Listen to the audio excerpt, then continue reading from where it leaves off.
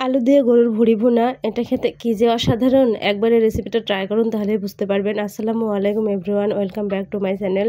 দেখতেই পারতেছেন আমি কি কাজ করতেছি। এখানে আমি গরুর ভুড়ি গরম জল করে নিলাম, নিয়ে তারপর গরুর ভুড়িগুলোকে দিয়ে তারপর আমি পরিষ্কার করে নিলাম। আমি যেহেতু সব কিছু আপনাদের সঙ্গে রান্নাবান্না শেয়ার করে থাকি, তাই আমার ভুড়ি পরিষ্কার করাটাও আপনাদের সঙ্গে শেয়ার করলাম। এই যে এভাবে গরম পানির ভিতর দিয়ে তারপর এভাবে একটা মানে কিছুতে তুলে নিয়ে তারপর চামচ দিয়ে ধরে এভাবে আমি ভুঁড়ি পরিষ্কার করি। কোন কোন আপুরা কীভাবে ভুঁড়ি পরিষ্কার করেন অবশ্যই আমাকে জানাবেন। আমি এভাবে ভুঁড়িগুলোকে পরিষ্কার করে নিই।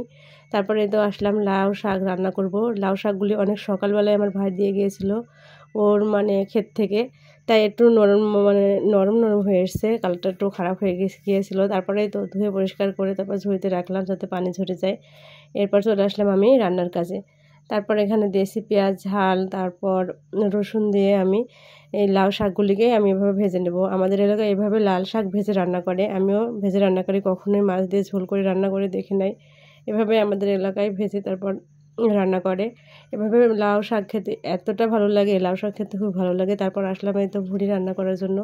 আমি প্রথমে তেলের ভিতর দিয়ে দিলাম ভুড়িগুলোকে, দিয়ে আমি একটু নেড়িয়ে নিচ্ছি। তারপর আমি এখানে দিয়ে দেব হলুদের গুঁড়া এবং ঝালের গুঁড়া দিয়ে আমি আবারও মিশিয়ে নিব সুন্দর করে সরিষার তেলে। এভাবে ভুড়ি ভুনা খেতে খুবই ভালো লাগে, অসাধারণ লাগে। সাথে যদি আলু হয় আর তো কিছুই লাগে না। আমার পরিবারের সকলেই খেতে খুবই পছন্দ করে। সে আর কি বলবো, অন্যরকম একটা পছন্দের খাবার। কিন্তু আমার বাচ্চাদের আবার অ্যালার্জিক সমস্যা আছে, তাই আমরা গরুর খাবারটা একটু কমই খাওয়ার চেষ্টা করি। তারপরেও সময়ে খাওয়া হয়ে যায়, বাচ্চারা পছন্দ করে না, খাওয়ালে না। তারপরেও কেয়ার করা, খেতে তো হবেই। বাচ্চাদের আবার অ্যালার্জি ভয়ও লাগে।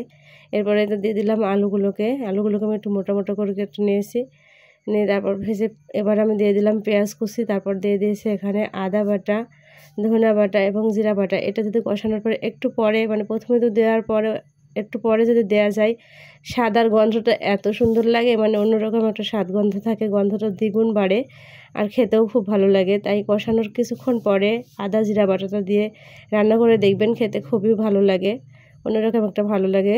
তারপরে তো পানি দিয়ে ভালো মতো নাড়িয়ে তারপর ম্যারিনেট করে দিলাম। এবার আমি যতটুকু আমার পানির প্রয়োজন দিয়ে নিলাম, দিয়ে আমি ঢাকনা দিয়ে ঢেকে দিলাম। এই যে আপনারা দেখতেই পারতেছেন এবার আমার তরকারিটা ফুটে উঠেছে। এবার আমি আগেই ম্যারিনেট করে রেখেছিলাম চর্বিগুলোকে, চর্বিতে আমি দিয়ে নিয়েছিলাম ঝালের গুঁড়া, হলুদের গুঁড়া, লবণ এবং তেল দিয়ে আমি মাখিয়ে রেখেছিলাম।